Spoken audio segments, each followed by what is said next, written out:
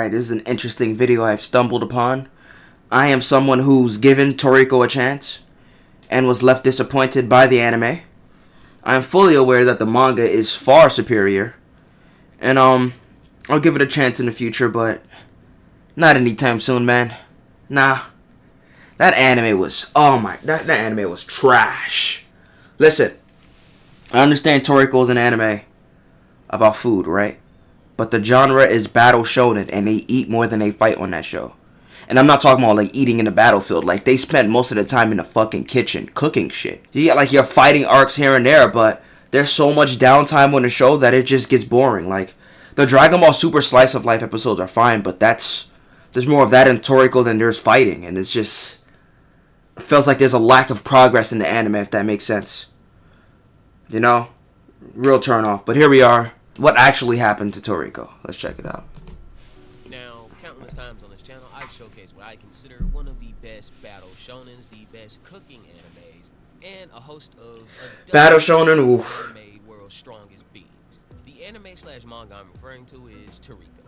Toriko is basically a combination of Dragon Ball. Heard the manga ends differently too. Different forms. Ingredients like devil fruit or the Dragon Balls with shit like walking roasted pigs, seeds of liquor, chips, trees, and even News creative. creations. You have people like Toriko and others like whom who are called gourmet hunters.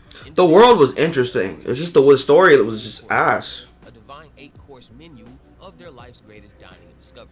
Now, starting Well, the way the anime portrayed it. Toriko's lifespan. The Toriko manga is literally a work of godliness. From smoking, cursing, lewdness, dismemberment, camaraderie, drunkenness, grief. Didn't have that in anime.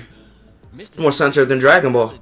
And even dealing with the greater meanings of life itself, Toriko has everything. Spanning an epic 43 volumes and 396 chapters, the Toriko manga is a perfect example, in my opinion, on how to properly make character development, plot, and the entire universe flow almost seamlessly. You know what they should have done? Such detailed scaling. Let's keep going. Hold on. Battles, techniques, and their applications. The power system was really good too. JoJo's Bizarre Adventure for their sheer level of detail. The sheer amount of ways said detail in all of their characters made very few people feel like introduced fodder level background NPCs. I don't know what filter they put on it, but it actually made the show look better. Anime or battle shonen, but an especially good read for anyone looking for a well-built universe that's serious yet goofy at sometimes, kind of like One Piece or Dragon Ball Z. Now, the anime, on the other hand, ran for 147 episodes. Oh boy. You see my very first Toriko video, link in the I didn't. description. I spoke on how absolute dog crap it is, from introducing plots that All right. do not exist in the manga to being heavily censoring in iconic scenes like Toriko smoking, Zipper being bloody after clapping prisoner cheeks, and one of What? hated, the battle between Ichigo What? and Midoriya. I hope he didn't mean that literally. Really gonna hold my man Ichigo like that and barely let him be in the spotlight the entire show, and then when they finally animate it, censor it and animate it poorly. It ended before the manga did. Stop Their first mistake was giving the anime to Toei. Alright, weekly Toei anime, except for One Piece, is just Dragon Ball Super is shaped up, but you know, this, even when Toei has time, because you know Dragon Ball Super was rushed. That was a rush production. They were forced to make that like right after Resurrection F, but like this wasn't rushed, you know. They had time to greenlit this, and it was garbage, you know. And you want to know the crazy part? There's other studios that animated this. Ufotable, like I know Ufotable is like the #1 animation studio right now, but they did like about 2 Toriko OVAs, I think, and they look phenomenal. He actually looks more beast-like. It's crazy. And then once it got to Toei, it was just, if you think the modern Yamamuro style on Dragon Ball Super is bad, this has everything that makes that bad amplified by like 10 times. Like, I just don't like the art style. After trying to somehow resolve the planet killer that was Joey in a few episodes. I hate it, but have watched every single episode of it. It's terrible, but give it a watch because it feels awesome to see our boys animated and brought to life, even if that's true. Some annoying side characters. Then the dub stopped too. Like the dub didn't even finish. What really happened to Toriko?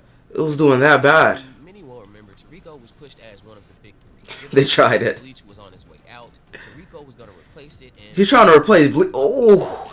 See, I don't know if Naruto was included. Trying to replace Bleach with this? Dragon Ball Z to the point to where the characters even knew each other in other crossovers. But I hated that, by the way. I hated that they knew each other. Like, I mean, Toriko him knowing Luffy was fine because they crossed over like twice before the Dragon Ball crossover. But the fact that Goku just knew both of them was dumb. You know, I know they just wanted to have a plot, have the characters, but like actually like build a story. You know, there was no story in that crossover. It was just them competing in contests and tournaments, and then giant monster comes, fight the monster, eat. Right, that's it. There was no story of how Goku met these dudes. You know, cash grab. In the Japanese market, which created a huge market, but eventually that market died down and the popularity of the series tanked. Around 2009 to 2010, Toriko went from nearly $150,000 in sales to $350,000. That's a failure. In the 2000s, Toriko was popular. In its few years of runtime, it had 2 movies in 3D animation and even a feature film in 2013. The fact that it had 2 movies is crazy. One of them, were they both Toei? Or I know Ufotable did an OVA, but they might have done a movie too. I'm not sure. If not, if Toei did the movie, I can't sit up there for like more than an hour watching that, man. I can't. Also, as I mentioned, with Luffy and Goku, and even a host of video games from consoles to handhelds. Though, still even after being pushed into J-Stars 2015, They really tried. Toriko was losing money. While in America we loved Toriko, our counterparts in Japan were growing tired. What do you mean America loved Toriko? I never heard anyone talk about him over here.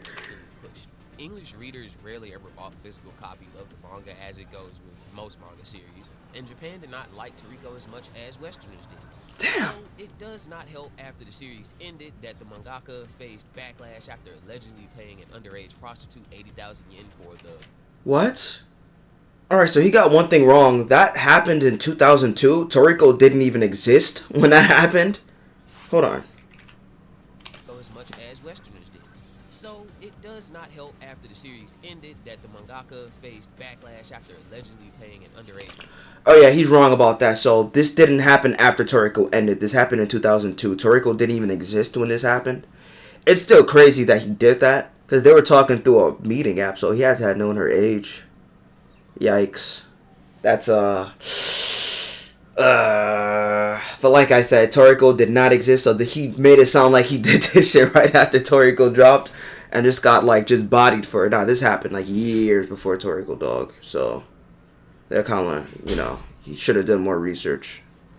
I mean, it doesn't make it better. I mean, he did it, so he's kind of fucked, I guess. Prostitute 80,000 yen for the quote-unquote 30. This, however, happened, like I said, after Toriko's release, so it isn't directly correlated to what I believe is... Dude is saying, oh, this is bad. He said after the release. Bro, this happened in 2002, my guy. Dude said after the release. Ooh, might have to do more research before you write stuff.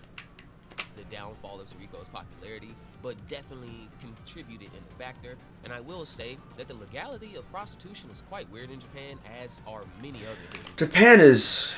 Even the age of consent over there is weird, man. What they display in terms of content, you know, it's just a different culture. I mean, they're sort of coming around now, but look how long it took, though. Look how long it took. Like the entire lowly genre. And the main reason I believe that Shimakuro received backlash was the fact that the girl was underage, not that he got a prostitute. Though he was still sentenced to 2 years, he was shortly thereafter pardoned and tried to bring life back into some of his other projects where they were ultimately canceled because of his record. Build King came out after Toriko, alright? So, like I said, he did this before Toriko even existed in this world, alright? He wrote Toriko after his sentencing, alright? So, I'm not going to say that contributed to his manga failing, because everyone knew what he did when Toriko first dropped already, so... Yeah. As I mentioned earlier, this whole point of using that as a reason for the manga failing is not valid, is what I'm saying, pretty much. J-Stars was the last chance for the dying manga to gain popularity, and there's tons of people who found Toriko and the other Heavenly Kings and came to the fandom, but sadly, since J-Stars did not sell well, because, let's be honest, that game was mid-trash. That game was just Dragon Ball Zenkai Battle Royale, but they swapped most of the Dragon Ball characters with Shonen Jump characters. It's like every other arena anime fighting game, like copy-paste Naruto, copy-paste Demon Slayer, copy-paste the My Hero game. They're all the exact same games. Alright, that's crazy to say, one. Alright, you can't even say that, bro. They're very different from each other, right?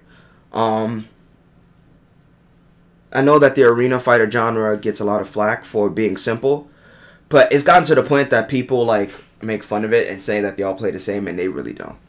Like, mobility's different, walls, you know, it's just not the same. Like, there's certain arenas I'll play over others, you know. My hero, like, it's alright. And like, even a combo system when that shit is different, bro. You can't even say it's the same. That's just, you know, he's being disingenuous at that point, so. Toriko did not either way sell well. After 2016, Toriko basically failed to gain enough relevance to continue to exist. So, summing up the video, guys, basically what happened was Toriko just became unpopular. It fell so low on the ratings and popularity boards before the anime was eventually starting to be rushed.